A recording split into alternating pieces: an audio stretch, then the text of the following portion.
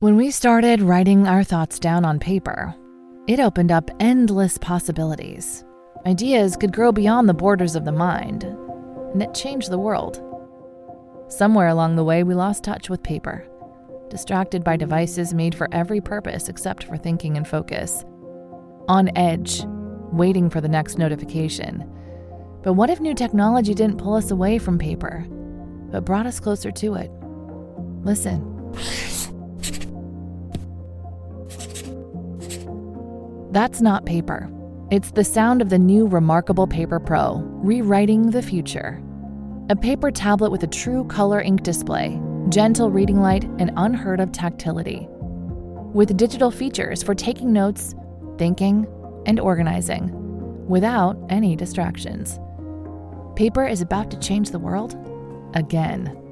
Get your paper tablet at remarkable.com today.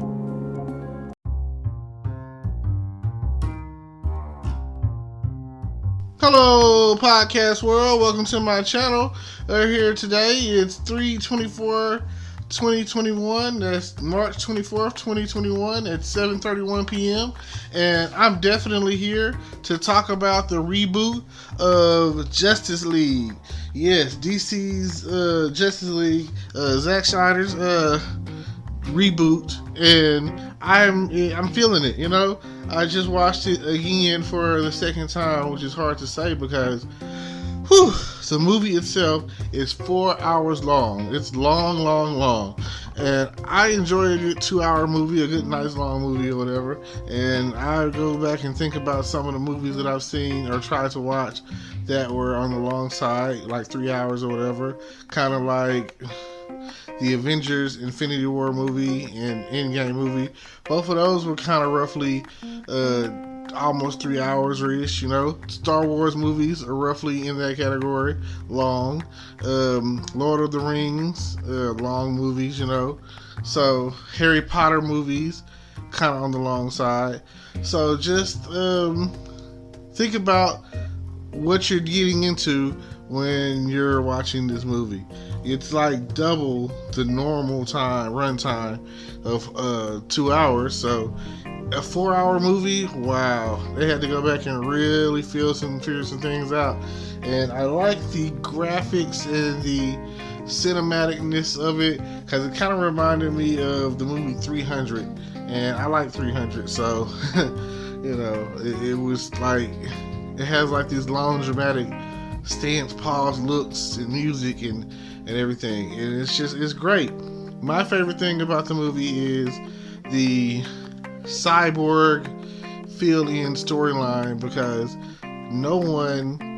he's the only one, I mean, sorry to say it like this, he's the only one who is not getting his own movie. He's not getting a standalone movie, which really sucks. And I mean, he suffers a lot. And by the end of the movie, you know, he just loses so much in this movie. I mean, come on. But, you know, Cyborg, he's very powerful, you know, and people keep asking questions about future characters or whatever, because they, like he said, like Bruce said, they start doing the Hall of Justice thing in there somewhere, and he was like, him and Diana are like, yes, but with room with more, 6 chairs, but with room to grow, expand or whatever.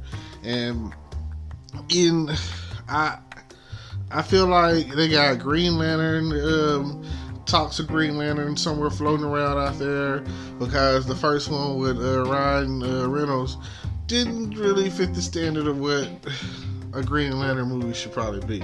And I mean, it wasn't horrible, it just wasn't great. It was just not, I don't know, somewhere along the way, DC forgot how to make good superhero movies. And I mean, come on, you've got Batman, one of the best superheroes of all time. The mantle of Batman is one of the best mantles to have, because you can remake Batman in so many shapes and form and bring him back and bring him back and bring him back. So, you know, I mean, I don't understand. But coming out, I think next year, we've got our first Flash movie, so shout out to that. And I mean, you got, like I said, you've done It's Batman. You've done Superman, you know? And I just hate that Batman over the years has constantly changed. I mean, now that you've done an Aquaman and a Wonder Woman movie, that's great. So the next one only makes sense for this Flash movie to go out there and basically kick ass. And the cinema version of how should I say it, of Flash versus the TV version on CW version or whatever of the Arrowverse version. I like the Arrowverse version. I don't know. He does such a great job. Sometimes he might be a little over the top emotionally, but you know, that's the thing about the Flash. Like they say in the show a lot of times, it's his heart that makes him who he is in the show. And between him and Iris or whatever, everything is always so great. He's got a great team, Cisco, and you know, they did Farewell to the Whales. So I don't know how that really is going to play out. And let's see, who else? You got Katie and Killer Frost, now two different entities. And you have Chester, that guy that's kind of new, and Allegra, who's kind of new, and they're on the team. And, you know, like I said, go Team Flash. At the end of the day, everything's going to be okay. Then you got Joe and Cecilia. So I've always liked Joe, and I'm talking about not him as the, you know, on the show, but him as in, I used to watch Law and Order, and he used to be a detective on Law and Order, and that's when I first paid attention to him as an actor. So I mean, every time you see somebody familiar in a show and they're an actor or actress, and you're familiar with their acting, and they go from one, I mean, let's say that, okay, he was a cop in Law and Order, now he's a cop in The Flash, and the role is perfect for him, you know, and it's great. He looks like he would have been Iris's dad, you know, so he looks like him and Barry would have had a great connection, you know. He plays the part, and him falling in love and marrying Cecilia, it just looks like they belong together, you know. Just everything is just so happy. And I mean, I drink coffee, and when they go to be like, oh, we're going to Jitter's to get some coffee, I think to myself like, oh my god, that sounds great. And I hope it's priced better than Starbucks, because Starbucks is like, hey, how much is coffee? $12. Oh, here's my arm, here's my leg. So nothing like reasonably priced coffee. And a lot of people don't know that McDonald's coffee bean and Starbucks coffee bean are the same thing. So keep it pushing when it comes down to it. You can go to McDonald's and get you some coffee, and it'll be the exact same coffee depending on who made the coffee for you. I mean, I drink coffee. I like coffee. My energy level is lower these days compared to when I was in college, and nowadays you just gotta keep going. So I ask myself this one question, and I always wonder, what are we going to do next? Like I say, I look forward to all Suicide Squad 2 and the Flash standalone movie, and if another Green Lantern movie comes out or a TV show. I'm getting ready for Supergirl to come out. I'm getting ready for the Legends of Tomorrow, DC's Legends of Tomorrow to come out. I'm waiting on that. I mean, I'm all over it. I still watch Black Lightning, you know, and even though they're on their final season, which sucks, but it's just, I mean, I hate that they didn't get the ratings, you know. There's some stuff going on in Black Lightning that, from a cultural standpoint, black people needed a hero, you know, and Black Lightning, it has a lot of good, like the teachings that they had on there dealing with when he's the principal.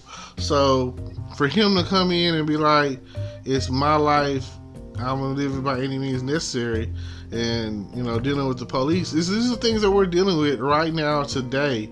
So it just sucks. I mean, like when they talk about green light's like crack and drugs of any nature, So we're trying to clear our streets of these drugs and drug dealers, and they're everywhere. It doesn't matter what city you live in, they're everywhere.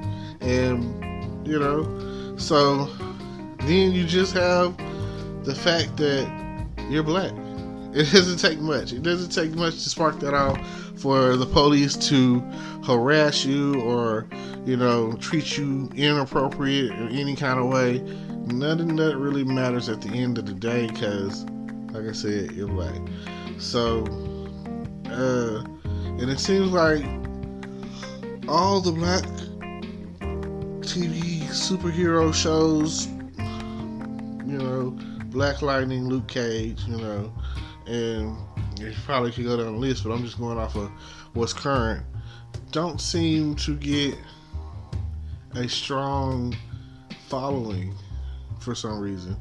It's already bad enough that a lot of people might not be into the whole superhero comic book scene and might not know who's what and what's who and all this and that, but come on. So yeah, and I mean, I've been watching all of this stuff when it first came out with Daredevil and Jessica Jones, Luke Cage, Iron Fist, the Defenders, they all came together one night. And, it's all good. It's all good. Oh, Punisher. Oh, man.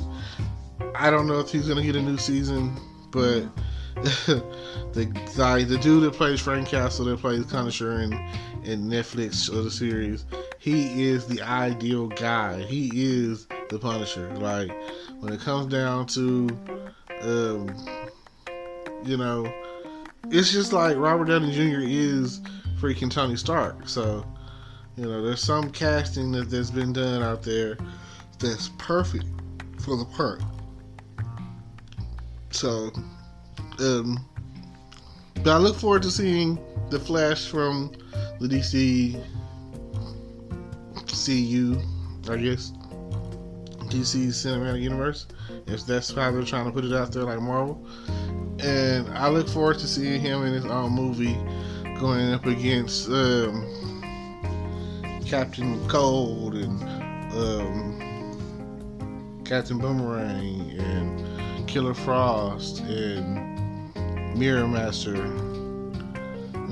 These are some of his villains. But I mean, it would make sense because they got Captain Boomerang is in Suicide Squad, and Amanda Waller was like, he captured him. So that would make for an interesting connection to that. That's the only thing I can say about that. And then maybe even show what happened when connect him to the when he stopped that store robbery situation and connect it with there. So I don't know. I know that Central City is basically like in the show they're stopping other metas and stuff, so maybe he could be doing that too.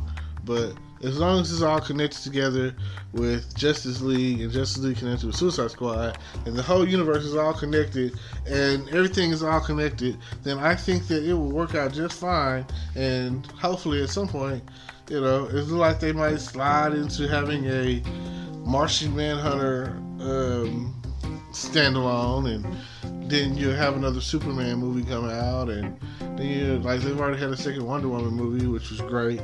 Learned a lot in that movie, especially about her lasso of truth. And let's see,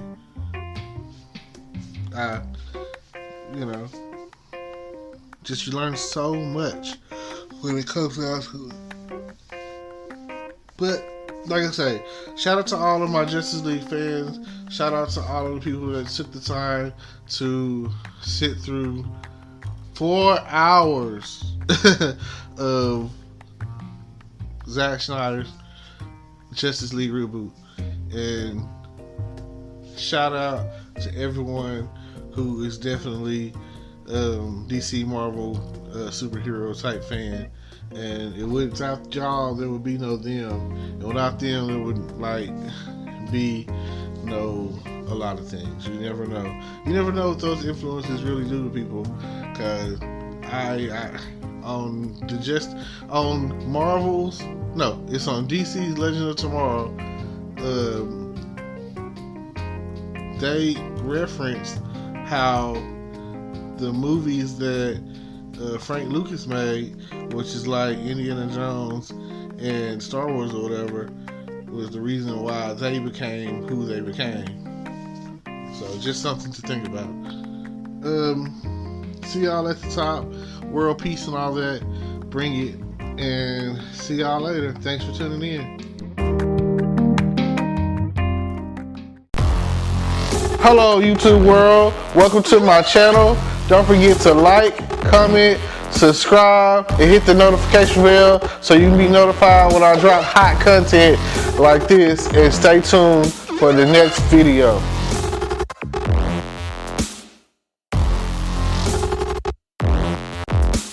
Today is your lucky day. Today is the day that our $3 website works for you, paying you directly to your PayPal daily. Imagine $3 ongoing continuous payments to your PayPal account.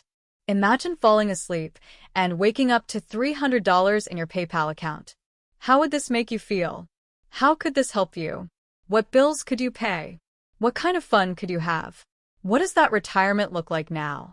All for a one-time payment of $3. This website is DFY done for you, fully built and completely hosted, and never stops collecting payments for you.